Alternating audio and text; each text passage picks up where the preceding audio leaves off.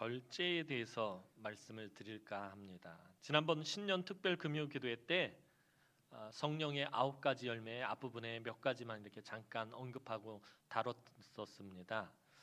그때 열매에 대한 것들을 많이 이야기했었죠. 성경은 열매 맺는 것을 매우 강조하고 있습니다.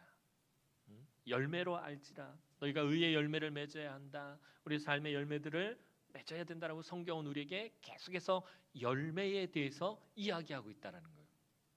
열매라는 것은 삶의 영역을 이야기하는 것입니다. 우리가 신앙생활을 할 때 우리 신앙과 믿음의 영역뿐만이 아니라 우리 삶의 영역이 어떠해야 할지에 대해서 말하는 거예요. 그러니까 우리의 믿음이 그냥 우리의 영적인 부분 이렇게 교회 안에서만 머무르는 것이 아니라 그 우리의 믿음과 우리의 신앙이 삶의 영역으로까지 확장되어져서 우리 삶 가운데서 그 믿음이 삶의 열매들로 결실을 맺어야 한다는 것이.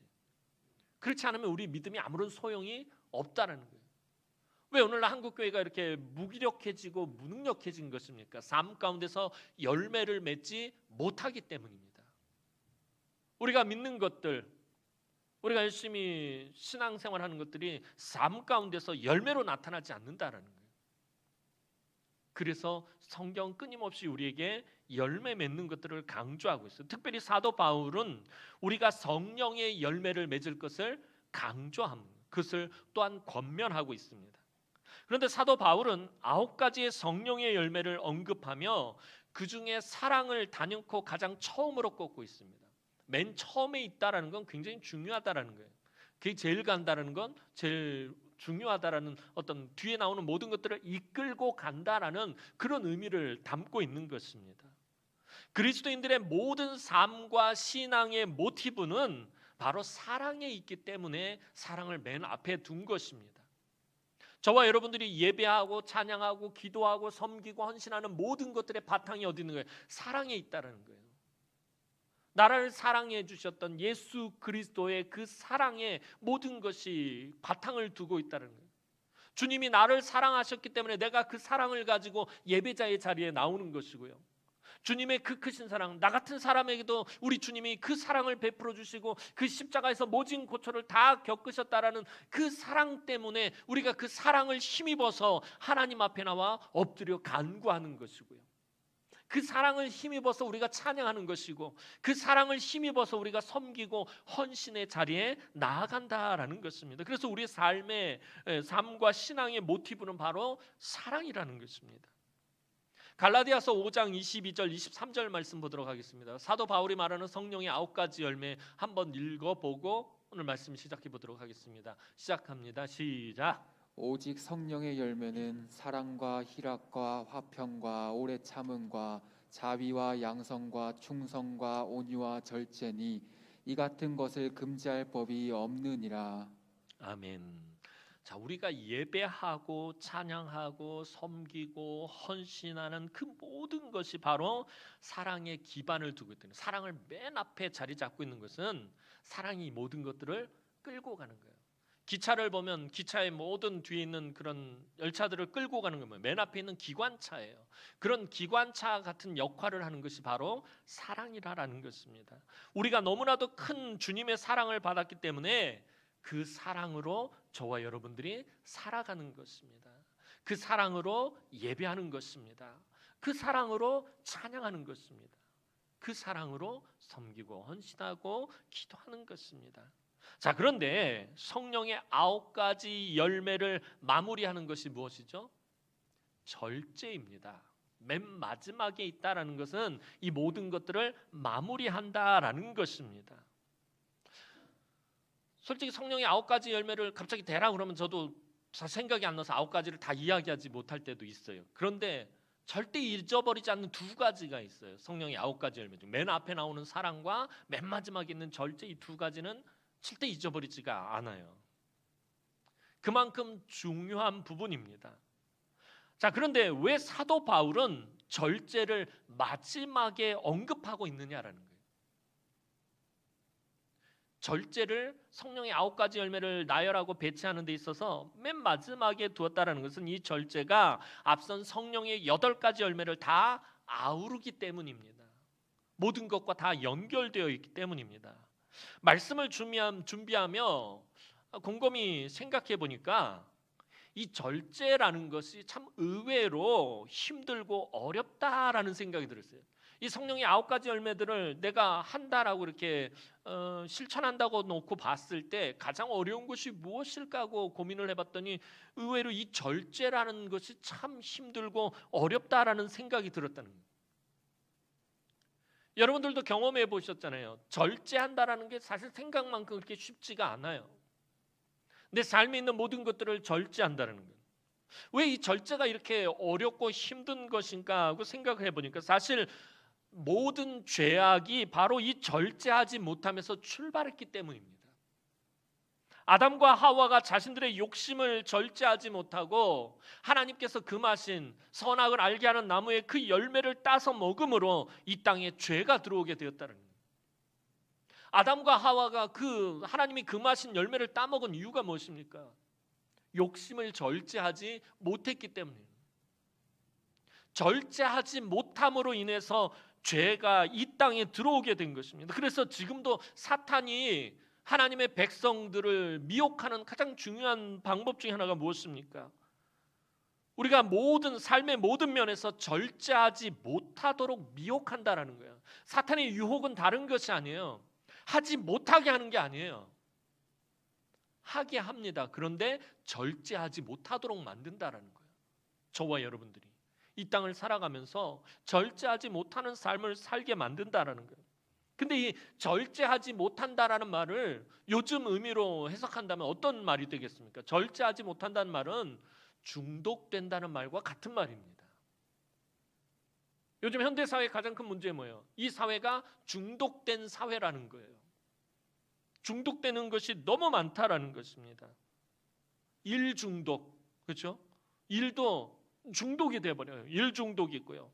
그다음에 우리 자녀들은 게임 중독, 거의 게임에 빠져서 살다시피 해요. 게임 중독, 그다음에 알코올 중독, 그다음에 폰 중독, 그렇죠?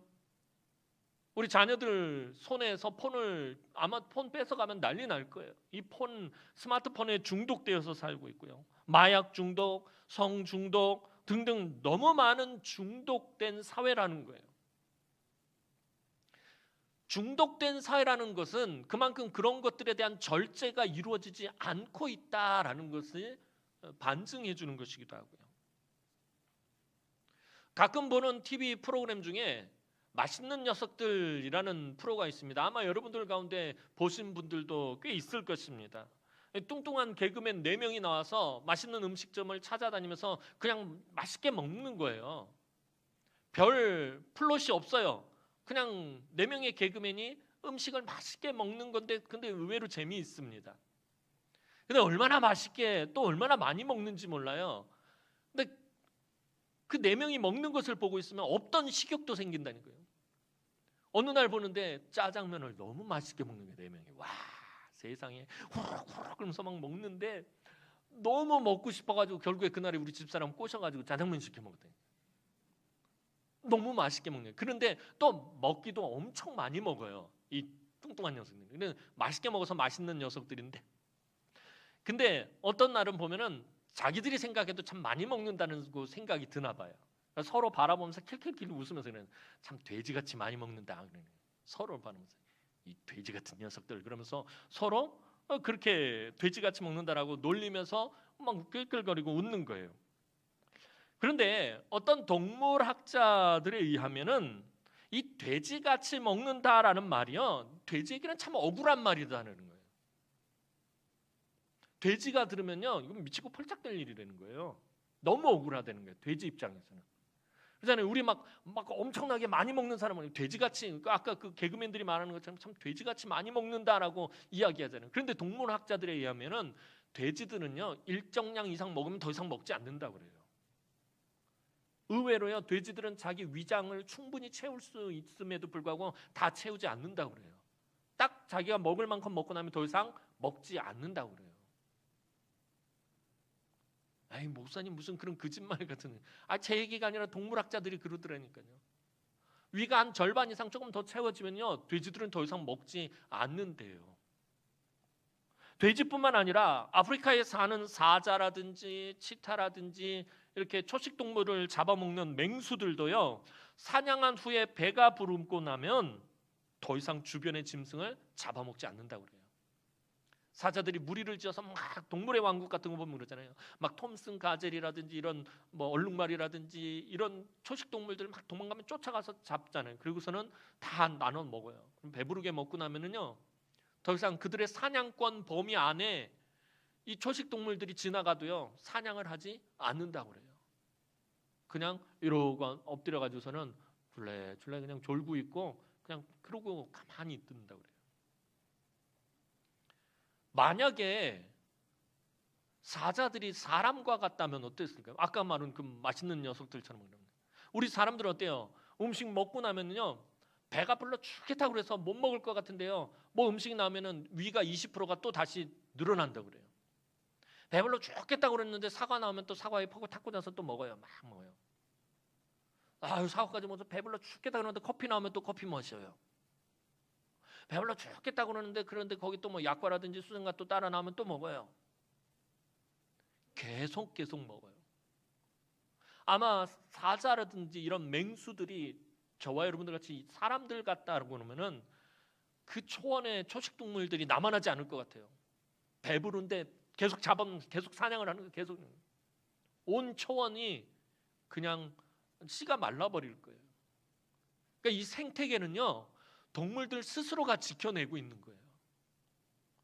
맹수들이요, 욕심을 품지 않기 때문에 생태계가 지켜지는 거예요. 최상위 포식자들이 욕심을 내지 않고 절제하기 때문에 이 생태계가 지켜지고 있다는 거예요. 근데 이 생태계를 파괴하는 것은 인간들의 탐욕과 욕심이 더 가지려고 하고, 충분히 있음에도 불구하고 배부름에도 불구하고 더 잡고 더 죽이고 더 획득하려고 하기 때문에 생태계가 파괴되는 거예요. 여러분들, 짐승이라고 해서 아무렇게나 막 사는 것 같아도 사실은 짐승들이요, 참 절제하는 삶을 살고 있는 거예요. 그러니 우리가 절제된 삶을 살지 못하면, 우리 인간들이 절제된 삶을 살지 못하면요, 뭐만도 못한 사람이 되는 거예요. 짐승만도 못한 사람이 되는 거예요. 짐승들도 절제된 삶을 사는데 인간이 탐욕에 빠져가지고 절제하지 못한다면 짐승만도 못한 사람이 되고 마는 거예요. 우리 어른들이, 지금 이 자리에 계신 우리 어른들이 참 열심히 살던 70년대 전후, 60년대, 70년대, 80년대, 이 시대는요, 모자람의 시대였습니다. 무엇이든지 다 모자라던 시대였어요. 먹을 것도 모자라고, 돈도 모자라고, 의복도 모자라고, 아무튼 가진 것이 다 모자란 시대였어요. 옷도 모자라가지고 어떻게 해요?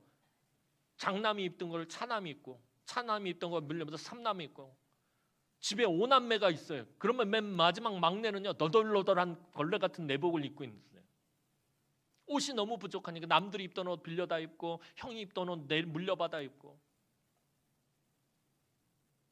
먹을 것도 참 모자라던 시대라서 그때는 어때요? 쌀 요만큼 갖다가 뻥튀겨가지고 한 소쿠리 만들어가지고 갖다 놓고 먹고. 목사님 무슨 고르짝 시대 얘기하고 계시는 거예요?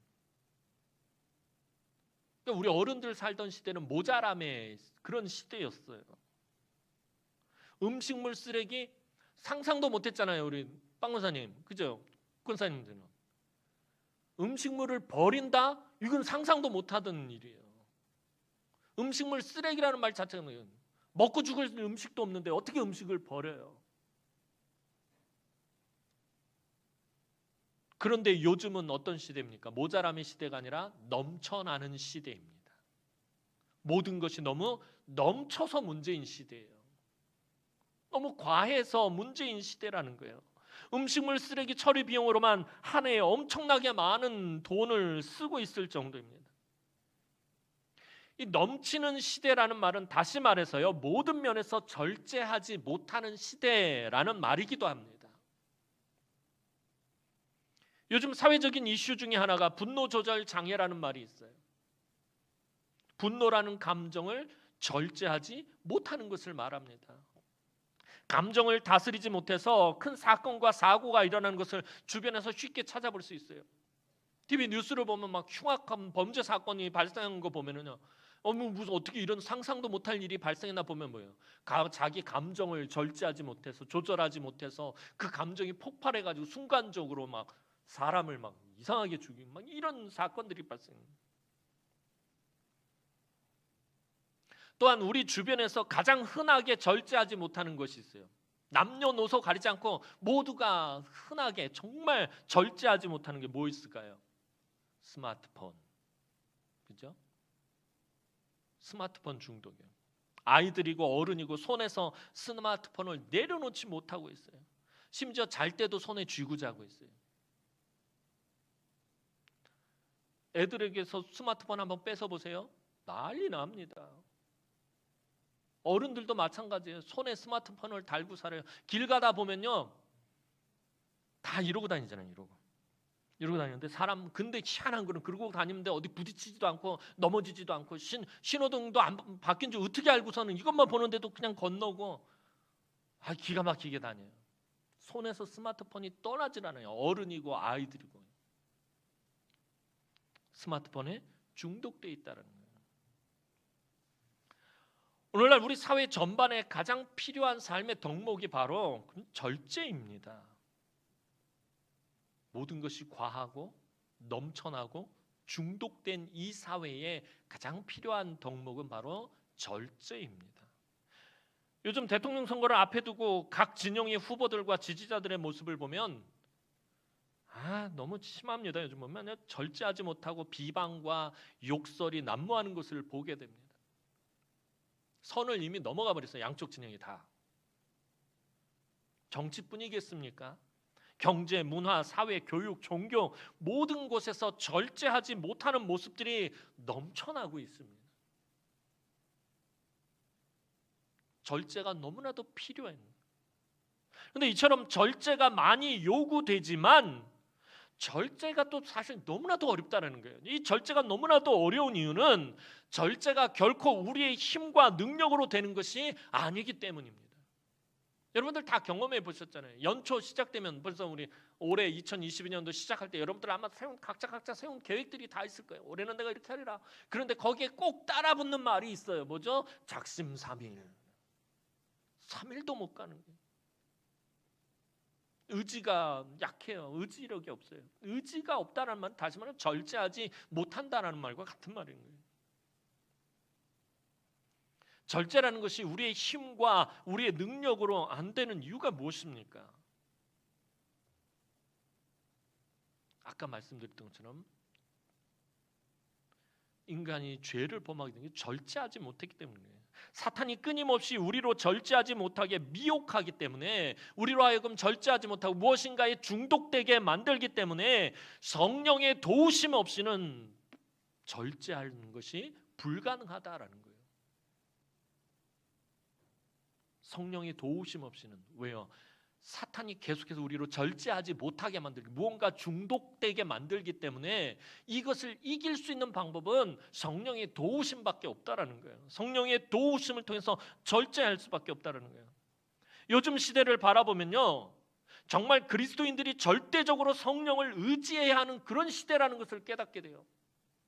왠지 성령의 시대라고 말을 하면은요, 우린 성령 하면 뭘 주로 생각해요? 뭐 신비한 것들을 생각하잖아요. 방언하고 예언하고 환상을 보고 자꾸 그런 좀 신비적인 부분에 빠져 있다 보니까 요즘과 같이 뭐 4차, 5차 이런 산업화 시대에 또 IT 강국이 뭐 이런 최첨단 과학 시대에 성령의 시대 신비한 거 그러면 뭔가 좀 맞지 않는 것 같은데, 그런데 이 시대가 사실은 정말 그리스도인들이 절대적으로 성령을 의지해야 하는 시대라는 거예요.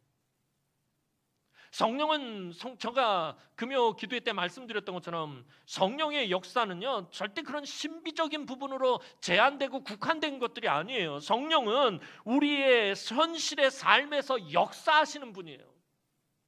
내 삶의 현장에서 나를 도우시고 나를 인도하시고 나를 변화시키시는 분이 성령님이에요. 그러니까 성령의 역사를 우리의 삶 가운데서 자꾸 떼어놓으려고 해서는 안 된다는 거예요. 우리 삶과 신앙의 모든 덕목이 성령의 도우심이 있어야만 한다는 거예요. 내가 살아가고 내가 신앙생활하는 모든 것들이 성령의 도우심 없이는 안 된다는 것입니다. 오늘 우리가 살아가는 이 시대는 그 어느 때보다도 성령을 강하게 의지해야 하는 그런 시대입니다. 그래서 제가 금요 기도회 때 늘 말씀드리는 게 그거잖아요. 우리가 하나님 앞에 간구해야 되는 가장 첫 번째 기도의 제목이 뭐라고요? 성령의 충만함이에요. 성령이 우리 안에서 역사하시고 성령이 우리를 도우시는 가운데서 우리가 행하는 것, 그게 가장 중요한 그런 시대에 저와 여러분들이 살아가고 있다는 거예요. 절제라는 말의 이 헬라어 단어는요, 앵크라 투에타이라는 말이에요. 좀 어려운 말인데, 제가 웬만하면 헬라어 얘기 잘 안 하는데 그냥 이 단어가 오늘 절제라는 부분이 있어요. 이 절제라는 단어는 그냥 한 단어가 아니라 합성된 단어예요. 어떤 말과 어떤 말이 합쳐져서 만들어진 합성어예요. 근데 이게 어떤 말이 합쳐져서 만들어진 말이냐면은 뭐뭐 안으로라는, 그러니까 집 안으로 들어가다 할 때 이 뭐뭐 안으로라는 말과 능력, 힘이라는 말이 합쳐져서 만들어진 합성어예요. 이 절제라는 원래 헬라어 말이. 즉 절제라는 말은 뭐뭐 안으로 능력, 힘이 합쳐져서 능력자 안으로 들어간다라는 그런 뜻을 가진 말이 절제예요. 근데 우리 절제 그러면 제일 먼저 생각나는 게 뭐예요? 뭔가를 하지 못하는 것, 하지 않는 것, 참는 것, 제한하는 것. 우린 절제 그러면 그런 걸 생각하잖아요. 근데 절제라는 헬라어 자체가 가지는 의미는 능력자 안으로라는 그런 뜻을 베이스로 한 말이라는 거죠. 그러니까 다시 말해서 이 절제라는 말은 주권자 되시는 하나님 안에 거한다라는 의미가 절제예요. 뭘 하지 않는다, 뭘 하지 못하게 한다라는 의미가 아니라 능력자 되시고 주권자 되시는 하나님 안에 거한다라는 말이 절제라는 말이라는 거예요. 그러니까 절제는 우리가 하나님과 동행하며 하나님의 그 통치하심 안에서 하나님의 말씀대로 살아갈 때만이 가능하다라는 것입니다. 말씀을 늘 묵상하고 말씀에 귀를 기울이고 말씀을 우리의 삶에 적용하며 그 말씀대로 살아가려고 할 때 성령께서 비로소 우리에게 주시는 능력이 절제라는 능력이다라는 것입니다. 무조건 뭘 못하게 하고 뭘 참고 뭘 하지 않는 것이 아니라는 거예요. 그럼 이번엔 절제에 대한 사도 바울은 어떤 이야기를 하고 있는지 오늘 본문 말씀 한번 살펴보도록 하겠습니다. 오늘 본문 말씀 보도록 하겠습니다. 시작. 이기기를 다투는 자마다 모든 일에 절제하나니 그들은 썩을 승리자의 관을 얻고자 하되 우리는 썩지 아니할 것을 얻고자 하노라. 사도 바울 당시에 어떤 그런 문화에 대해서 전에 몇 번 말씀을 드렸을 거예요. 헬라 문화권에는 각 지역마다 올림피아 육상 대회 같은 그런 중요한 경기들이 있었어요. 그래서 각 지역마다 대표적으로 뭐 좋아하는 경기들이 있었는데 전체적으로 봤을 때 이 육상 경기가 당시에 되게 인기가 있었고 되게 중요한 그런 경기들이 있습니다. 그런데 이 경기에 나가는 선수들이 얼마나 최선을 다해서 훈련하고 준비하는지 모릅니다. 사도 바울이 가만히 지켜보니까 그들의 노력이 참 대단하더라는 거예요. 그 육상 경기에 나가가지고 그 승리자의 관을 쓰기 위해서 얼마나 열심히 훈련하고 자기를 제어하고 먹을 것도 조심하고 또 잠자는 시간도 좀 조심하고 막 그러면 가면서 훈련하는 그 모습을 보니까 너무나도 그 노력이 대단해 보였다는 거예요. 경기에서 우승한 사람에게는요 당시에 승리의 월계관을 씌워주었고요. 또 큰 인기를 얻고 큰 명성을 얻게 되었어요. 그래서 많은 선수들이 이 승리자의 관을 쓰기 위해서 아주 혹독하리만큼 훈련을 하고 자기 제어를 했었습니다. 그것을 사도 바울은 오늘 본문에서 모든 일에 절제하나니라고 표현을 하고 있는 거예요. 승리자의 관을 쓰기 위해서 그 경기에서 우승하기 위해서 승리하기 위해서 이기기 위해서 모든 일에 절제한다. 아주 혹독하게 훈련하는 그것을 모든 일에 절제한다라고 그렇게 표현하고 있어요. 얼마 전에 동계올림픽이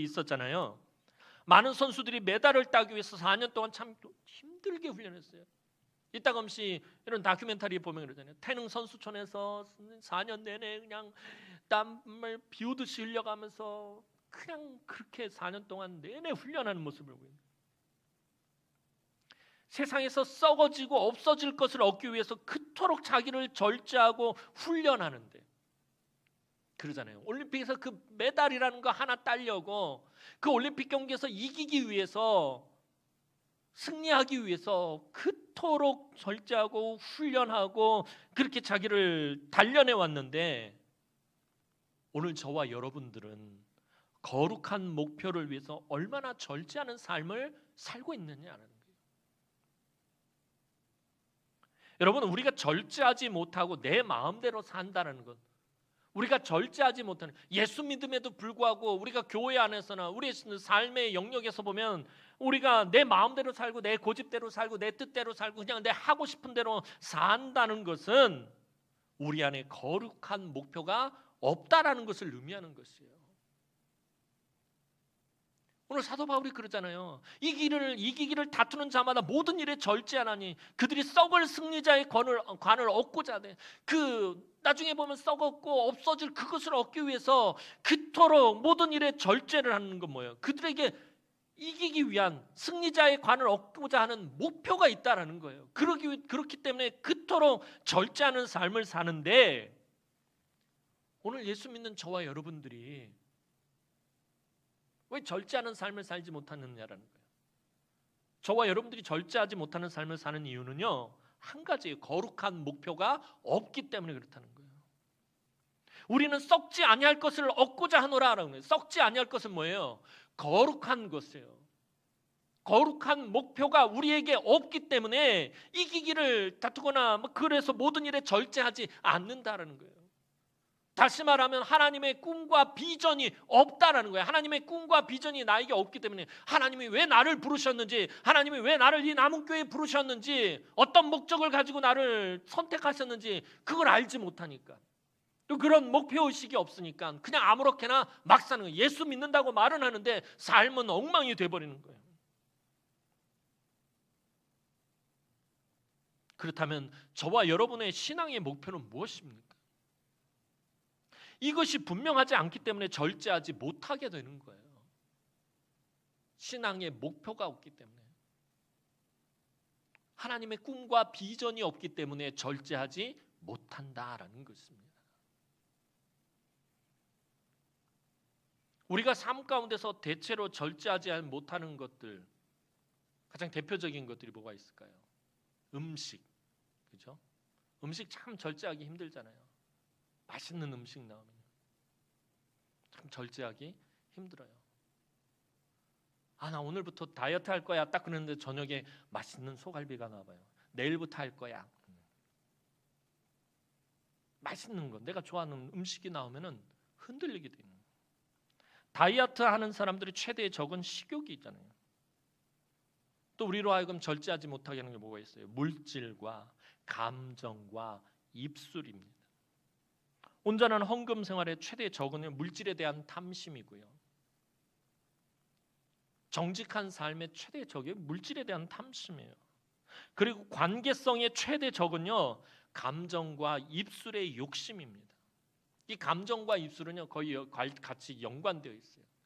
우리의 감정을 무엇으로 다 입술로 다 쏟아내기 때문에.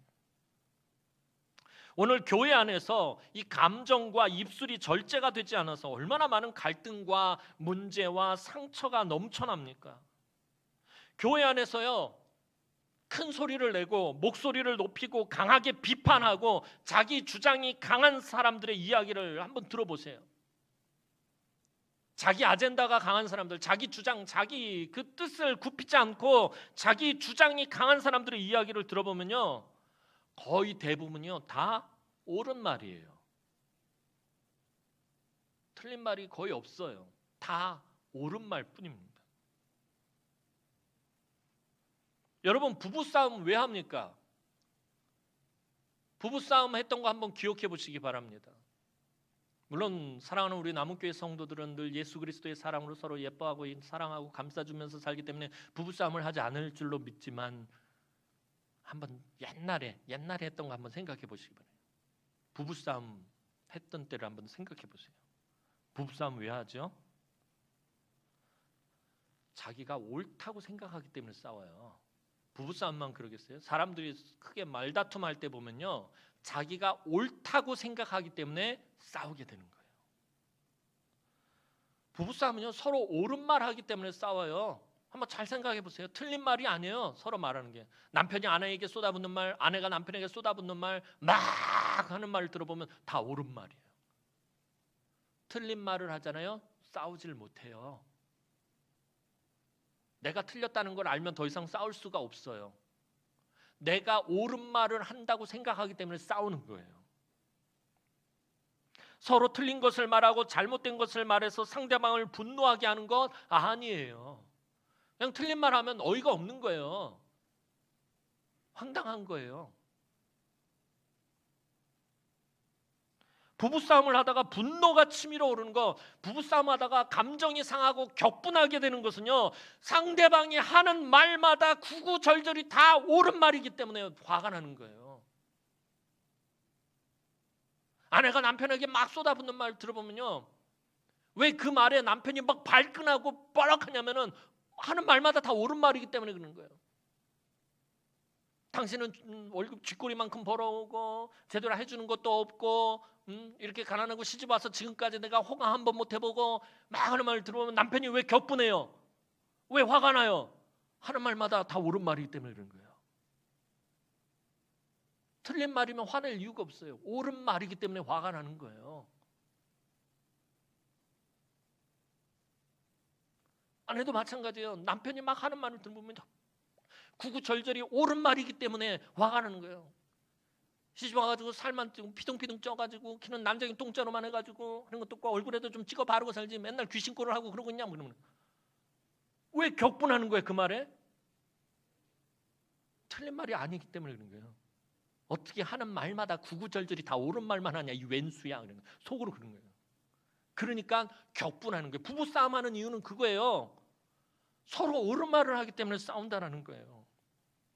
교회 안에서도요, 여러분들 사사건건 비판하고 완전 문제를 제기하고 고집스럽게 자기 아젠다를 주장하는 사람들을 보면요, 대부분 옳은 말을 해요.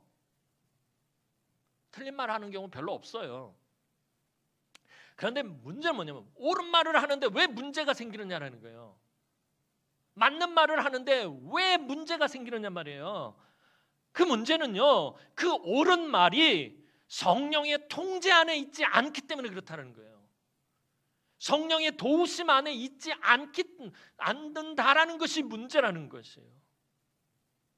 그 옳은 말이 하나님의 주권적인 영역 안에 있지 못하고 절제라는 그릇에 담겨 있지 않고 자기 감정이라는 난폭한 그릇과 자기 입술이라는 아주 사나운 그릇에 담겨 있기 때문에 아무리 옳은 것이라도 해로움이 되고 마는 것이에요.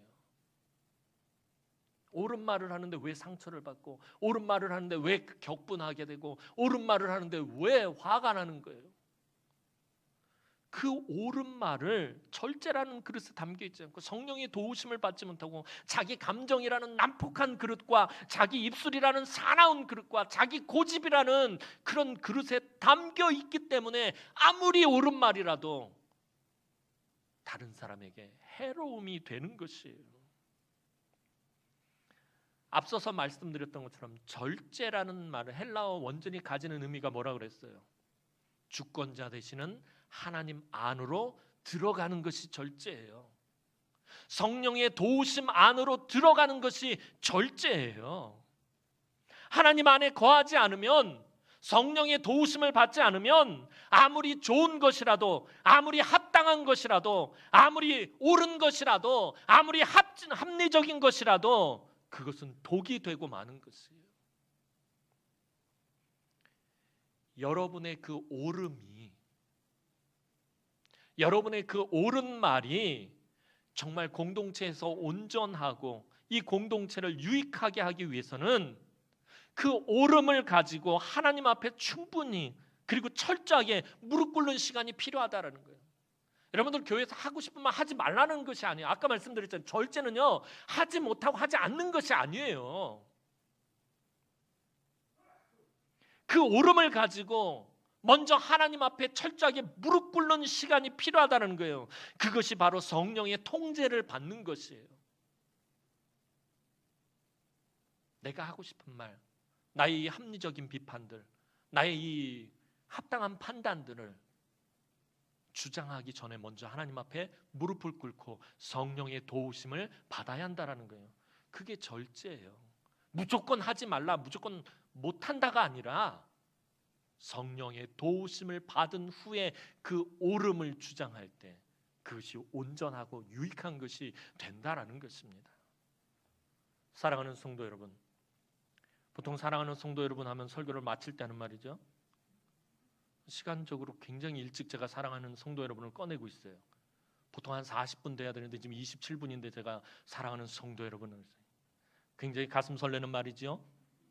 어저께 설교를 준비하면서 그랬어요. 절제를 설교를 하는데 내가 1시간씩 설교를 하면 안 되겠다. 그래서 어저께 얼마나 설교 원고를 난도질했는지 몰라요. 제가 부연 설명할 거 다 하면 지금 1시간을 해야 돼. 1시간을.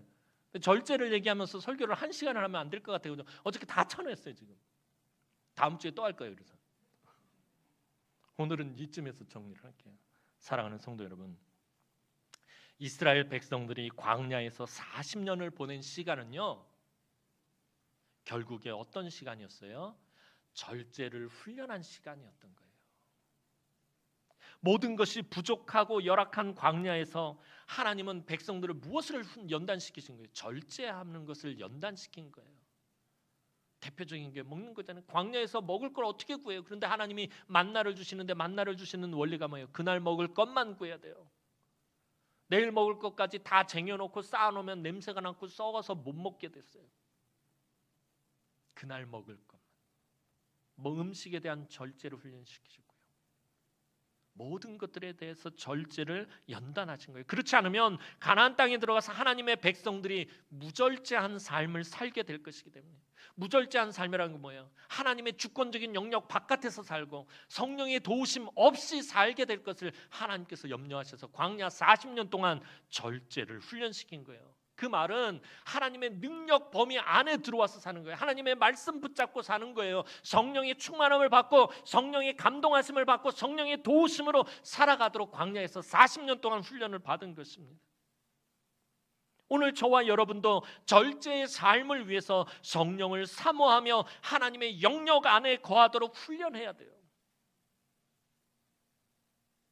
그 경건한 삶을 살도록 훈련하는 건데 어떻게 하는 거예요? 그거는 늘 말씀드리지만 말씀과 기도 외에는 없는 거예요.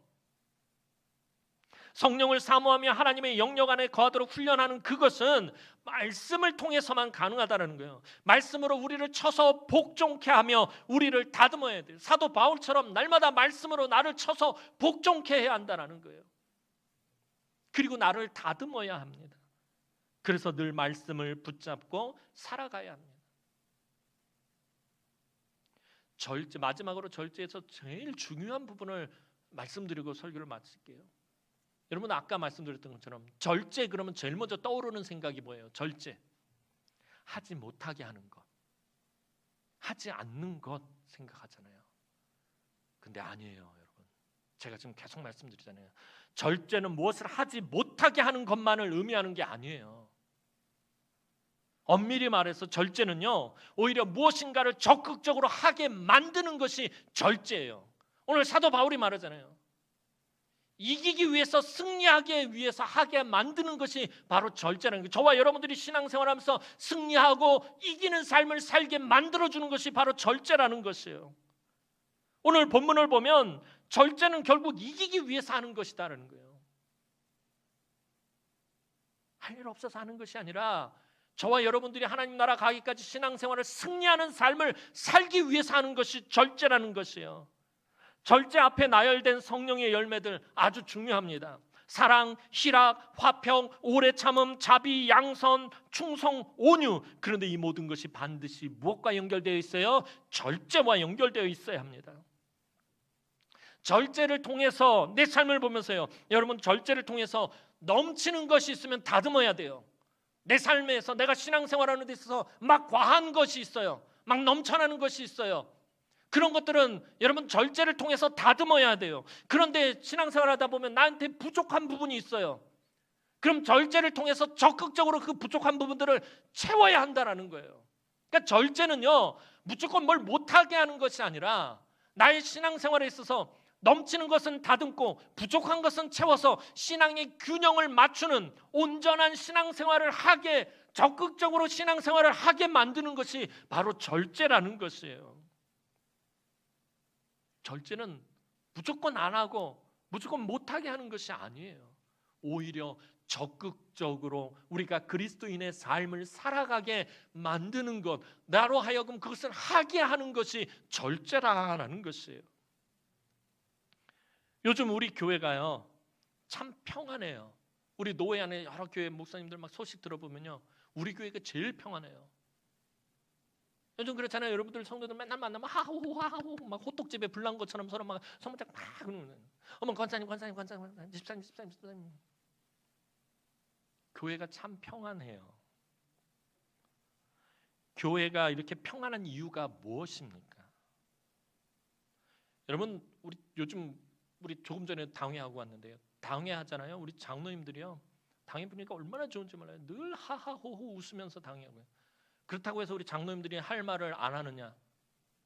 아니에요. 장로님들 하실 말씀 다 하셔요. 그럼에도 불구하고 늘 웃음이 넘치는 건 왜 그런 거예요? 여러분들, 당회가요, 감정과 말의 절제가 많이 이루어지기 때문에 그런 거예요. 우리 장로님들이요, 당회를 앞두고선 나온 안건들, 또 회의할 내용들을 놓고 하나님 앞에서 무릎 꿇고 기도하고 성령의 도우심을 간구하다가 당회를 하기 때문에, 성령께서 지혜를 주시고 성령의 도우심으로 하실 말씀들을 다 하시기 때문에 상처가 될 일이 없고 마음 상할 일이 없고 감정 상할 일이 없는 거예요. 그러니까 늘 웃으면서 당회를 하게 되는 거예요. 당회가 평안하면요, 교회가 평안하게 돼 있어요. 성도들도 마찬가지고요. 요즘 우리 교회가 전체적으로 보면 물론 100% 완전한 건 아니지만 교회가 평안한 것은 당회를 비롯한 온 교회가 감정과 말의 절제가 많이 이루어지기 때문에 그렇다는 거예요. 여러분들 금요 기도회 때 모여서 간절히 기도하고 새벽마다 기도하고 여러분들 각자 처소에서 말씀 묵상하고 말씀의 은혜를 누리면서 여러분들 그 말씀 붙잡고 기도하기 때문에 여러분들 안에 성령의 도우심의 역사가 나타나는 것이에요. 그래서 교회가 평안한 것이에요. 그리고 이 평안을 깨지 않기 위해서 장로님들은 더 열심히 노력하고 성도들도 마찬가지인 것이고, 사랑하는 성도 여러분, 참 힘들고 어려운 시대에 살아가지만 앞으로도 계속해서 우리 교회가 성령을 사모하며 성령의 역사 가운데 이 절제의 열매를 맺으며 새로운 은혜의 70년을 향해 달려갔으면 좋겠어요. 앞으로 우리가 걸어가야 할 새로운 은혜의 70년, 새로운 은혜의 70년, 우리가 정말 맺어야 될 열매가 뭐예요? 절제의 열매인 것이에요. 서로를 돌아보며 과한 것은 다듬고 부족한 것은 채워주며, 그렇게 행복한 교회, 그렇게 아름다운 교회를 만들어가는 사랑하는 주의 귀한 우리 남흥의 모든 성도들이 되기를 주님의 이름으로 축원합니다. 기도드리겠습니다. 사랑과 은혜가 많으신 아버지 하나님, 은혜와 사랑을 진심으로 감사를 드립니다. 오늘도 하나님 사랑하는 주의 귀한 성도들을 붙들어 주시며 늘 삶 가운데서 성령의 도우심과 하나님의 그 주권적인 그 능력의 영역 안으로 들어가는 이 절제의 열매를 맺는 하나님, 우리 성도들의 삶이 되어질 수 있도록 하나님께서 은총을 베풀어 주옵소서. 그래서 이 험한 세상을 살아가는 동안에 늘 하나님 이 절제의 열매를 통해서 승리하는 복된 우리 남흥의 모든 성도들이 되게 하여 주옵소서. 감사드렸고 예수님의 이름으로 기도하옵나이다. 아멘.